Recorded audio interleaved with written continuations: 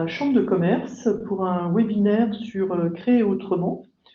Nos deux animatrices, Estelle Morin d'Omnicité et Christine Delannoy d'ITG. Christine, je vous cède la parole. Merci, bonjour à tous, ravi d'être parmi vous cet après-midi, enfin parmi vous, en tout cas par écran interposé.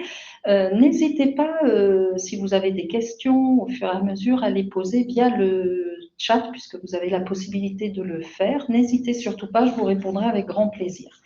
Donc, mathématiques et le portage salarial, vous présentez le fonctionnement. Et déjà, de quoi parlons-nous? Je dirais que le portage salarial est un fonctionnement qui permet à toute personne qui a des compétences professionnelles reconnues, une expertise, de pouvoir travailler sous forme de mission pour des clients, et ceci tout en étant sous statut salarié. En tout cas, c'est ce que permet d'avoir le portage salarial. Alors, pour vous, avant de rentrer dans le vif du sujet et les détails de ce mode de fonctionnement, de cette organisation, pour vous donner un petit peu le contexte du portage salarial, cela existe depuis le milieu des années 80. Et c'est vraiment une forme d'activité qui a fortement évolué, notamment au cours des 15-20 dernières années. Donc, vous avez en France un peu plus de 700 sociétés de portage salarial avec des tailles très diverses et pour certaines avec vraiment une activité, je dirais, plutôt locale ou régionale en tout cas. Et puis des sociétés plus importantes qui ont une implantation sur la région parisienne, mais également en région, de manière à pouvoir apporter les services à l'ensemble des personnes intéressées par ce mode de fonctionnement sur toute la France. Voilà, donc le portage salarial, si vous en avez déjà entendu parler, eh bien, on parle souvent de liberté et de sécurité. La liberté, d'abord, et pourquoi? Parce que vous allez décider de tout ce qui concerne votre activité, exactement comme un indépendant peut le faire. En effet, c'est vous qui allez définir votre offre de service, c'est-à-dire, eh bien, définir ce que vous pouvez apporter aux clients et pour quels bénéfices clients. C'est vous qui allez déterminer votre tarification. En effet, une prestation, puisqu'il s'agit de cela, une prestation de service, se vend en montant d'honoraires, c'est-à-dire en montant hors taxe, et c'est vous qui allez définir cette tarification, soit à la journée, soit à l'heure, si vous intervenez par exemple pour faire de l'enseignement, ou tout simplement sous forme de forfait, si vous êtes sur une mission vendue forfaitairement. Cette tarification, bien entendu, est à négocier, déterminer avec vos propres clients. Et enfin, c'est vous qui allez déterminer les termes de vos contrats avec vos clients, c'est-à-dire en définir les modalités, finalement, de déroulement de la mission. Donc, vous restez complètement autonome commercialement et dans l'exécution même de votre prestation pour vos clients. C'est la sécurité également parce que, comme je l'ai dit précédemment, vous allez devenir salarié de la société de portage salarial au moment où vous allez réaliser votre prestation. En effet, la société de portage salarial va vous établir un contrat de travail qui va vous conférer le statut cadre. Et donc, ce contrat de travail va s'accompagner de fiches de paye avec le versement de salaire, puisque la société de portage salarial va transformer le montant de votre chiffre d'affaires, le montant de vos facturations en salaire qui se traduiront par ce bulletin de paye ou ces bulletins de paye à la fin de chaque mois de mission. De cette manière-là, puisque vous allez dépendre du régime général, vous allez, par le biais de la société de portage salarial, pouvoir cotiser au chômage, à la retraite, à la prévoyance, Si vous avez été salarié dans votre vie professionnelle antérieure, eh bien, vous allez retrouver exactement les mêmes lignes de cotisation que ce que vous avez connu en tant que salarié en entreprise. Une mutuelle est également proposée par la société de portage salarial si vous n'en avez pas. Et bien, étant salarié, vous allez également pouvoir bénéficier de droits au CPF, c'est-à-dire que vous allez accumuler un certain nombre d'heures de crédit pour pouvoir continuer à vous former sur des sujets qui vous intéressent. Et enfin, ça c'est également un aspect important pour un indépendant qui veut se lancer et qui veut développer son activité, c'est l'aspect assurance. En effet, tout indépendant doit avoir sa propre assurance RCP, c'est-à-dire responsabilité civile professionnelle. Dans le cadre d'un portage salarial, vous n'avez pas à vous en préoccuper, puisque c'est la société de portage qui va couvrir votre activité par sa propre assurance RCP. Donc, je dirais pas de préoccupation par rapport à cette assurance RCP. Votre activité sera couverte. Alors, comment fonctionne le portage salarial? C'est une relation tripartite qui va s'installer entre vous en tant que salarié porté, votre client avec lequel vous allez négocier votre mission et la société de portage qui va apporter le cadre contractuel et juridique dans lequel votre activité va pouvoir se développer et surtout dans lequel vous allez pouvoir réaliser vos missions. C'est une relation tripartite, mais du point de vue contractuel, c'est toujours bipartite. En effet, dès lors que vous avez négocié les modalités de votre mission avec votre client, c'est-à-dire sur les aspects durée de mission, le nombre de jours ou d'heures que cela va représenter sur la période, puisque une mission n'est pas forcément temps plein, ça peut tout à fait être une mission à temps partiel. Vous avez négocié avec votre client également, comme on l'a dit, le montant des honoraires à facturer, sachant que c'est la société de portage salarial qui va facturer pour vous, vos clients, et encaisser le règlement pour pouvoir ensuite vous rémunérer sous forme de salaire. Bref, quand vous avez négocié toutes ces modalités avec votre client, il va y avoir un contrat commercial établi entre la société de portage et votre client. Ce contrat commercial, on peut aussi l'appeler contrat de prestation ou contrat de mission ou bon de commande.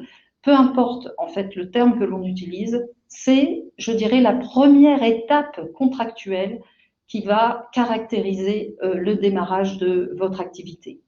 Ce contrat est donc co-signé, comme je l'ai dit, entre la société de portage et votre client.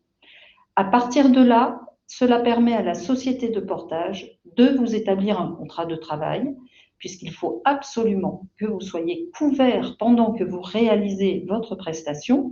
Et ce contrat de travail va prendre une forme, je dirais, tout à fait classique. Il s'agira soit d'un CDD, soit d'un CDI. Cela va dépendre de la durée de votre mission ou de vos missions. En effet, tout comme un indépendant, lorsqu'il développe son activité, cherche à avoir plusieurs clients, plusieurs missions en parallèle, eh bien, dans un portage salarial, c'est la même chose. C'est-à-dire que vous pouvez avoir plusieurs clients, plusieurs missions en parallèle. En revanche, vous ne serez couvert que par un seul contrat de travail qui va englober toutes les missions, finalement, et les durées de mission. Ce contrat de travail, comme je vous le disais, va vous permettre de cotiser au régime général et donc vous allez dépendre de la sécurité sociale et non pas de l'URSSAF, comme un indépendant peut dépendre de l'URSSAF. Dans un portage, pas du tout.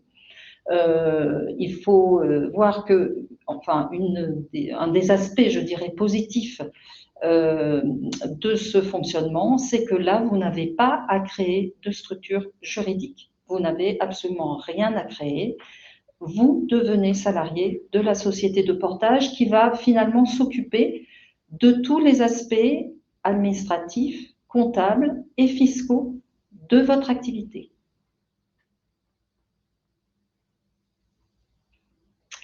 Alors, à qui s'adresse le portage salarial? Tout à l'heure, j'ai parlé de prestations de services. Pour être plus précise, il s'agit de prestations intellectuelles, c'est-à-dire qu'en portage salarial, on peut en effet couvrir le type d'activité comme les missions de conseil, d'audit, d'expertise, de formation, de coaching. On va retrouver eh bien, les experts informatiques ou bien les consultants RH ou en communication ou en marketing. Certains métiers ne peuvent pas être couverts par une société de portage salarial. C'est le cas des métiers artisanaux ou manuels ou liés à la personne. Ces métiers-là, vous ne pourrez pas en effet les exercer dans un cadre de portage salarial. Les profils qui font appel à nous, à nos services, sont très divers. En effet, cela peut être des freelances qui veulent lancer leur activité pour pouvoir travailler pour différents clients. Typiquement, on va retrouver les métiers liés au web, au digital, et qui se développent énormément. Nous retrouvons les cadres en reconversion professionnelle. En effet, cela permet, le portage salarial, travailler sous forme de mission, permet de retrouver une activité par ce biais-là, en étant complètement autonome, comme je le disais, et en conservant cette indépendance pour développer le travail par mission. La majorité des personnes qui démarrent une mission en portage salarial, la majorité sont des demandeurs d'emploi. En effet, pour des raisons tout à fait variables, ils sont je dirais, à un point de leur vie où ils vont chercher à avoir une autre façon de travailler finalement que l'emploi dit classique en entreprise en tant que salarié. Donc, soit parce qu'ils ont des difficultés à retrouver un CDI en entreprise, soit parce que c'est une volonté affichée, effectivement, de partir sur un mode d'activité qui leur permet de concilier vie personnelle et vie professionnelle. Nous avons également les créateurs d'entreprises qui cherchent à démarrer leur activité sans prendre de risques et de risques financiers en particulier. Comme je vous l'ai dit, passer en portage salarial, c'est-à-dire confier la gestion de votre activité à une société de portage, vous permet de ne pas avoir à créer de structure juridique, de ne pas avoir à vous pencher sur les problématiques comptables, également fiscales. Et donc, certains créateurs d'entreprises vont effectivement choisir ce mode de fonctionnement pour démarrer leur activité et par la suite, eh bien, soit ils restent en portage salarial parce que finalement, le fait d'être sous statut salarié avec une couverture sociale en tant que salarié, ils trouvent ça beaucoup plus confortable que la création d'entreprise. Et pour certains, eh bien, ils vont nous quitter pour en effet créer leur structure juridique. Pourquoi? Parce que toute cette période de mission en portage salarial leur aura permis de constituer leur portefeuille client, je dirais d'asseoir leur activité de cette manière-là. Et donc, il faut savoir que quand ils nous quittent, eh bien, ils récupèrent tout leur portefeuille client. Les clients en portage salarial appartiennent aux consultants. Et enfin, nous avons beaucoup de pré-retraités ainsi que des personnes retraitées qui, par ce biais-là, vont pouvoir continuer d'avoir une activité, faire profiter de leur expertise et souvent, c'est un moyen aussi de transmettre leurs compétences de cette manière-là, sans, je dirais, contrainte spécifique. Alors maintenant, comment estimer son salaire? Parce que, évidemment, c'est une question importante. À partir du moment où vous allez vendre une prestation à un client, combien est-ce qu'il va vous rester en salaire? Puisque, comme je vous l'ai dit, c'est la société de portage salarial qui va transformer ce montant d'honoraires en salaire pour vous. D'une manière générale, on peut estimer un revenu net par rapport au montant hors taxe facturé d'à peu près 50% une fois qu'on a tout retiré. En effet, les sociétés de portage salarial prennent des frais de gestion qui se situent actuellement sur le marché entre 6 et 10%. Donc, ce sont des frais de gestion qui reviennent à la société de portage. Ça constitue en fait sa rémunération pour les services apportés. Et si on prend un exemple de 10 000 euros facturés, imaginons que cela représente 20 jours de prestations vendues 500 euros jour, eh bien, sur ces 10 000 euros de facturation, si la société de portage salarial prend 10%, il va rester 9 000 euros hors taxe et la société de portage salarial va finalement retirer l'ensemble des charges sociales sur ces 9 000 euros hors taxe. Les charges sociales représentent à la fois les cotisations patronales et les cotisations salariales. N'oubliez pas que vous êtes dans le cadre d'un salariat et qu'à ce titre-là, eh bien, l'ensemble des cotisations, finalement,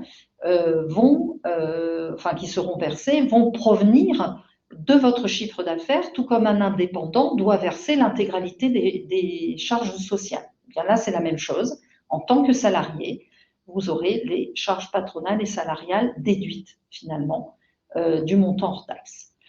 Au final, en termes de salaire net, si on parle strictement salaire, sur les 10 000 euros facturés, il va vous rester environ 47%, c'est-à-dire 4 700 euros net, je précise, avant impôt, puisque il y a le prélèvement à la source ensuite qu'il faudra considérer, sachant que chacun ou chacune d'entre vous a son propre coefficient d'imposition.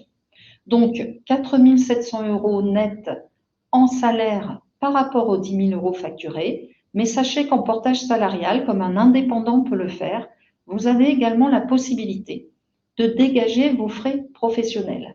Et pourquoi dégager des frais professionnels? Eh bien, cela vous permet en fait d'optimiser globalement votre revenu.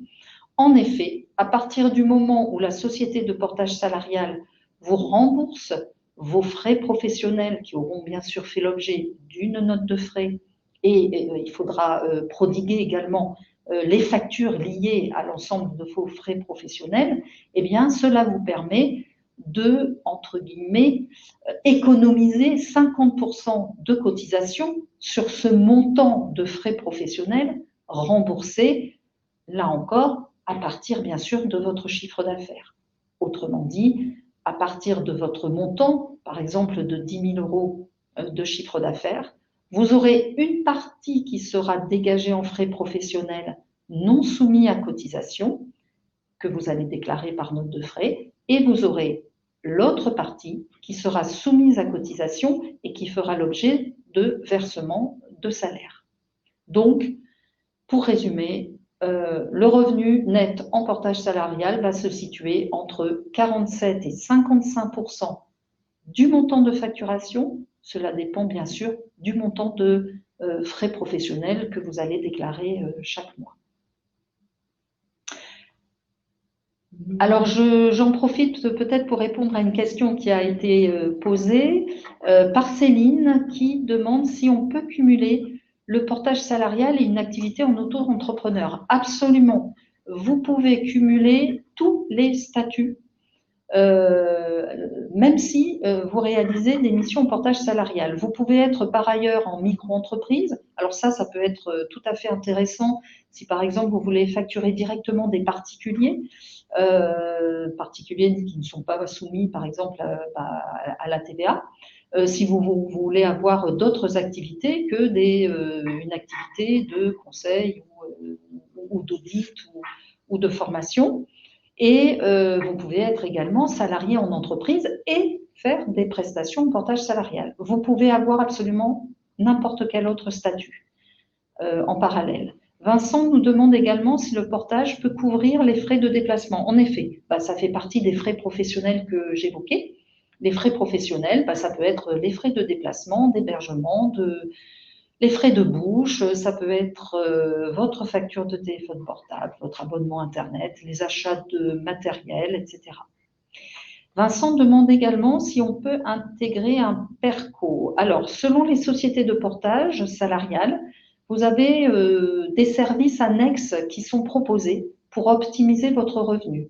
À ma connaissance, il y en a de deux sortes possibles. Soit vous pouvez ouvrir un PEE, un plan d'épargne entreprise, soit vous pouvez également avoir des chèques financés, des chèques CESU, si par exemple vous faites travailler des personnes chez vous pour vous aider dans divers travaux, vous avez cette possibilité-là également. Toutes les sociétés de portage ne le proposent pas, cela dépend vraiment de la taille de l'entreprise. Et enfin, Dorine nous demande si la vente de produits peut faire partie du portage salarial. Alors non. L'achat-vente avec stockage de produits ne peut pas faire partie des activités couvertes par un portage salarial. Ce n'est pas possible. Vous pouvez faire du développement commercial pour un client, c'est-à-dire finalement le mettre en relation avec des clients potentiels. C'est ce qu'on appelle le développement commercial ou l'apport d'affaires, mais vous ne pouvez pas vendre directement des produits. Et enfin, Frédéric nous demande si on peut faire du portage salarial pour créer un commerce. Non plus, parce que par définition, dans un commerce, vous allez avoir un stock, vous allez vendre des produits et donc ce n'est pas réalisable. Merci à tous, Christine. Merci pour les questions qui ont été posées. Puis je laisse la parole à Estelle Morin. Merci. Bonjour à toutes et à tous. Donc, je suis Estelle Morin, je suis conseillère chez Omnicité. Omnicité, c'est une coopérative d'activité et d'emploi. On parle aussi de coopérative d'entrepreneurs. Et donc, je vais essayer de vous expliquer en quoi ça consiste et ce qu'est le statut d'entrepreneur salarié en coopérative.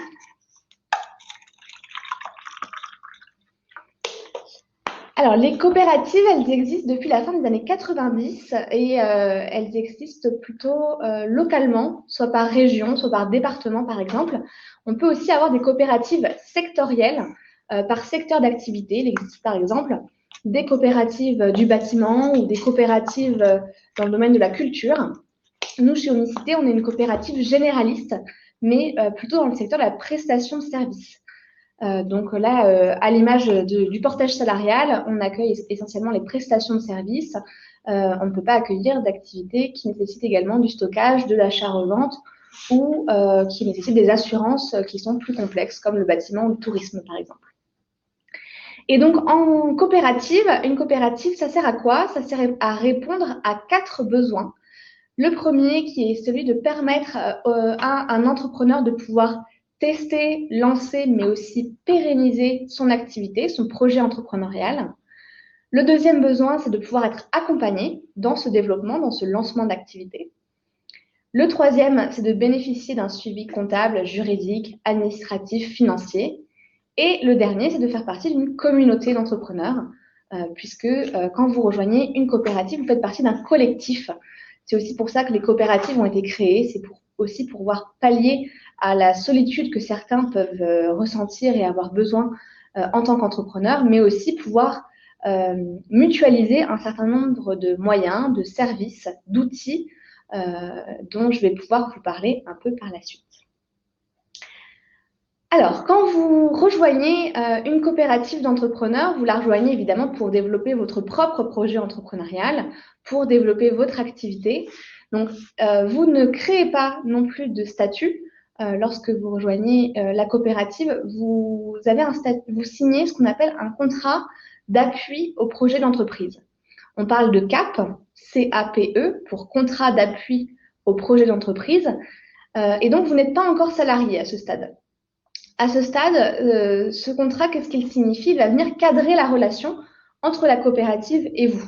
Il va venir dire que nous, la coopérative, on va vous accompagner, on va vous aider à développer votre projet et vous allez pouvoir utiliser le numéro de SIRET de la coopérative pour pouvoir commencer à facturer. Vous allez pouvoir déjà commencer à facturer, à trouver vos propres clients, à réaliser vos missions, à facturer vos clients. C'est vous qui envoyez les factures à vos clients. Nous, on vous aide, on vous explique qu'est-ce que c'est qu'une bonne facture, qu'est-ce qu'un devis, comment ça fonctionne, on vous aide à les réaliser. Mais c'est vous qui envoyez votre facture à votre client et votre client va régler directement à la coopérative, ce qui va vous permettre de constituer une trésorerie au sein de la coopérative que vous pourrez utiliser par la suite, soit pour vous rembourser des frais tant que vous êtes en cap, et puis quand vous deviendrez salarié, vous pourrez utiliser ce qu'il y a dans cette trésorerie pour pouvoir commencer à vous faire vos premiers salaires. Donc, la coopérative, je vous disais, c'est une façon de mutualiser les moyens. Il y a un service de gestion et de comptabilité qui s'occupe de gérer finalement toute votre comptabilité et toute votre gestion, que ce soit évidemment les déclarations de TVA, les déclarations à l'URSSAF, la gestion de vos sous-traitants, de vos fournisseurs par exemple, et de pouvoir aussi vous accompagner sur toute la partie un peu juridique. Une fois que vous avez suffisamment de trésorerie, c'est vous qui décidez avec votre conseiller de passer au salariat. Et donc, vous décidez de pouvoir de devenir salarié et donc de signer un CDI avec lequel vous allez tout simplement avoir le statut de salarié, comme un peu, c'est assez similaire au portage salarial de ce point de vue-là. Vous êtes donc sur le régime général. Vous cotisez à Pôle emploi, au chômage, à la retraite de manière très classique. Vous avez une mutuelle également. Et c'est vous qui déterminez les montants de vos salaires. C'est-à-dire que vos salaires, on va faire ce qu'on appelle du lissage de salaire. C'est-à-dire qu'en fonction de combien vous avez dans votre trésorerie, de ce que vous avez déjà facturé auparavant et de votre prévisionnel de ce qui est envisagé pour la suite en fonction de ce que vous avez signé avec vos clients, on va déterminer des montants de salaire qui vont vous être versés.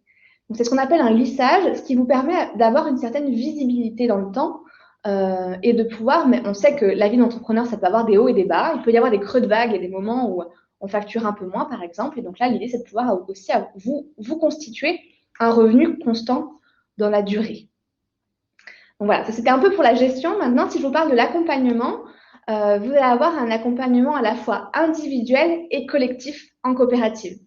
Individuel, puisque vous allez être accompagné par un conseiller que vous allez rencontrer régulièrement, tous les mois, en rendez-vous, et avec lequel vous allez pouvoir faire le point sur votre activité, prendre un peu de recul, envisager des stratégies de développement, réfléchir au développement de votre activité, mais aussi travailler des points très concrets, par exemple, faire des simulations de rendez-vous clients, travailler sur vos prix, travailler sur votre offre, par exemple. En individuel. Et puis, évidemment, on va aussi réfléchir à la construction de vos salaires, à votre modèle économique. Comment vous faites pour pérenniser votre activité, pour pouvoir en vivre, justement, par la suite. Ça va être l'accompagnement individuel. Il y a également l'accompagnement collectif, puisque dans la coopérative, vous sont proposés de participer à des formations. Donc, des formations qui sont vraiment sur l'entrepreneuriat, c'est-à-dire que nous, on ne connaît pas votre métier, on vous fait tout à fait confiance sur le fait que vous connaissez votre métier, vous le gérez très bien, mais on va venir vous accompagner sur, par exemple, comment faire un bon devis, comment fixer ses prix, faire un bon pitch, une négociation commerciale avec un client, pouvoir construire son offre, faire la prospection, etc. On va vous accompagner à vraiment prendre cette posture d'entrepreneur. Et puisque en coopérative, je vous le disais, on est dans un collectif, il va y avoir également un certain nombre d'événements qui vont vous être proposés, auxquels vous pouvez participer si vous le souhaitez, pour favoriser les rencontres entre entrepreneurs. Ça peut être à la fois des petits déj sur des thématiques, ça peut être des after-work, ça peut être des groupes de travail par secteur d'activité. Et pour vraiment favoriser les rencontres, favoriser les échanges, apprendre les uns des autres. Et puis, pourquoi pas, peut-être que ça peut mener à des collaborations, à pouvoir travailler ensemble par la suite.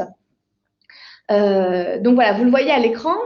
Aujourd'hui, chez Omnicité, il y a 300 entrepreneurs dans des secteurs d'activité qui sont très divers. On retrouve beaucoup dans les secteurs d'activité tout ce qui touche à l'informatique numérique, les métiers de la communication au sens très large, tous les consultants, formateurs, mais aussi après un panel d'activités très diverses. Alors, je vais vous donner quelques exemples. On a à la fois des décoratrices intérieures, des monitrices d'équitation, tout ce qui va être dans le bien-être, tout ce qui va être… on a des interprètes en langue des signes, par exemple. On a un affûteur de couteaux. Voilà, ça peut être très divers et vous pouvez retrouver toute la typologie d'activités sur l'annuaire sur notre site. Et puis enfin, quand vous êtes entrepreneur en coopérative, vous développez votre propre marque. Et donc, c'est-à-dire que sur vos factures, sur vos devis, c'est la marque que vous avez créée qui va s'afficher en haut. Bien sûr, on est dans une relation tripartite, dans une contractualisation tripartite entre vous, votre client et la coopérative, mais c'est vous qui êtes toujours en frontal avec votre client. C'est vous qui négociez avec votre client, c'est votre marque qui va s'afficher. Et si un jour vous êtes amené à quitter la coopérative parce que vous avez besoin de vous développer davantage, vous avez besoin d'embaucher par exemple, vous conservez évidemment toutes vos productions, tout le bénéfice de votre marque, vos clients, etc. Et donc, vous le voyez à l'image, les entrepreneurs peuvent à la fois exercer en leur nom propre ou par une marque qu'ils ont créée. Et c'est celle-ci au nom de laquelle ils exercent. Je réfléchis à ce que j'ai d'autre à vous dire. Pour information, Omnicité est également organisme de formation, Datadocké et prochainement Calliope. Donc, si jamais vous êtes formateur, sachez que voilà, vous pouvez, nous sommes organisme de formation, donc vous pouvez exercer vos activités au titre de la formation professionnelle continue au sein de la coopérative. Estelle, question de Frédéric. Omnicité est basée où? Alors, nous sommes en Île-de-France, nous avons plusieurs antennes, notre siège est à Paris et nous avons des antennes ici à Cergy, bien évidemment. Nous sommes à la Turbine, à Melun, dans les Hauts-de-Seine, à Garges-les-Gonesse et à Aulnay-sous-Bois. Autre question de Frédéric, peut-on créer un commerce ambulant en coopérative? Alors, si non, votre statut est commerçant, là aussi pour des questions de gestion de stock, la coopérative ne sera pas adaptée à votre activité. On a quelques activités de petit artisanat, mais uniquement lorsqu'il n'y a pas de question de gestion de stock au niveau comptable. Je vous donne un exemple, on a des tapissières qui réalisent des assises sur commande finalement. Quand il n'y a pas de stock, c'est possible au sein de la coopérative. S'il y a du stock, malheureusement, c'est pas gérable au niveau comptabilité. Bien. Avez-vous d'autres questions? Pour l'instant, non. Non, pas d'autres questions. Merci, Florence.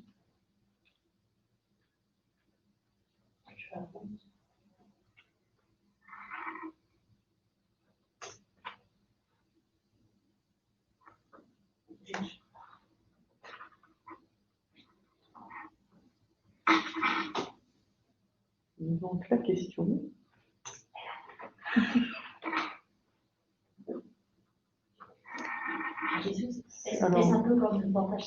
Alors, c'est en effet, ça ressemble beaucoup au portage salarial. Le principe que le chiffre d'affaires est transformé en salaire est très similaire. Ce qui change, c'est la structure, c'est le format de la structure, puisque nous sommes une coopérative, donc nous sommes un statut SCOP, c'est-à-dire que il y a des sociétaires, donc les sociétaires qui détiennent donc des parts de la coopérative sont en majorité des salariés. Et donc au niveau de la gouvernance notamment, ce sont les salariés qui décident de l'avenir de leur coopérative. Et donc avec notamment tout ce principe de mutualisation et de collectif. Alors une question de Céline, quelle est la différence entre une couveuse et une coopérative? Alors une couveuse, ça va plutôt être une solution de court terme. Une couveuse va vous héberger au tout début de votre activité, peut-être quand vous n'êtes que au stade de l'idée, et va vous héberger pendant un temps court. À la fin de la couveuse, vous devez choisir un statut. Alors que la coopérative peut être une solution de long terme, c'est-à-dire que vous pouvez à la fois venir juste pour du test, pour vous lancer au départ, mais vous pouvez aussi choisir d'y rester longtemps. Nous, il y a des entrepreneurs qui sont là depuis 5, 6, voire même 10 ans au sein de la coopérative, parce qu'en effet, c'est une solution aussi qui peut être confortable sur du long terme. Mohamed, c'est la différence avec une SCOP, point d'interrogation? Alors, nous sommes une SCOP. Des SCOP, il en existe plein. Une SCOP, c'est un statut juridique, c'est-à-dire que c'est un modèle de gouvernance d'une entreprise. Donc, nous, on est bien une SCOP, mais en plus d'être une SCOP, on est une coopérative d'entrepreneurs. Dorine nous pose la question, d'autres coopératives existent pour un commerce? Alors, d'autres coopératives existent, en effet. Il y en a des coopératives d'entrepreneurs, il y en a une soixantaine en France, il y en a plusieurs en Île-de-France. À ma connaissance, je ne suis pas certaine que pour un commerce, le modèle existe. Je ne voudrais pas non plus donner trop de certitude, mais à voir. Alors, Frédéric, création d'un cabinet de bibliothérapie est-il possible en coopérative? Alors, je ne connais pas l'activité de bibliothérapie. Je reconnais donc cabinet qui me semble être sur tout ce qui est bien-être, peut-être. On a beaucoup de métiers du bien-être, donc en effet, ça me semble envisageable. Nostalgie, bonjour, quels sont les frais de gestion en pourcentage? C'est une excellente question. En effet, j'ai un peu oublié de venir sur ce sujet-là. Merci de l'avoir posé. Donc, les frais de gestion, c'est 10% de votre marge brute. La marge brute, c'est la différence entre votre chiffre d'affaires et vos sous-traitants. Pour faire plus simple, si vous n'avez pas de sous-traitants, c'est bien 10% de votre chiffre d'affaires. Vous pouvez tout à fait vous rembourser des notes de frais.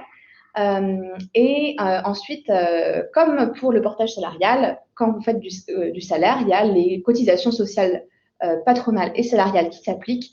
Donc, de même, vous pouvez faire un peu l'exercice de vous dire, sur ce que vous facturez, il vous en reste la moitié dans votre poche, si on veut aller très vite.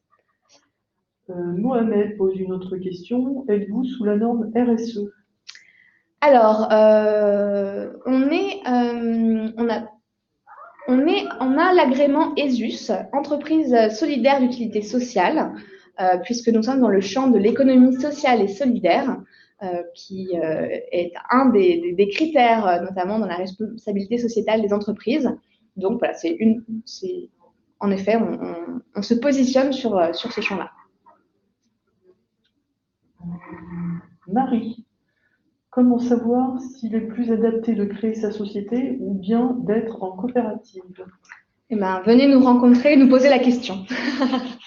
Et puis voilà, n'hésitez pas, on organise des réunions d'information et puis des entretiens individuels. Donc, ce sera le moment d'en discuter ensemble. Encore une question. Bonjour, la création d'infusions de plantes est-il possible en coopérative?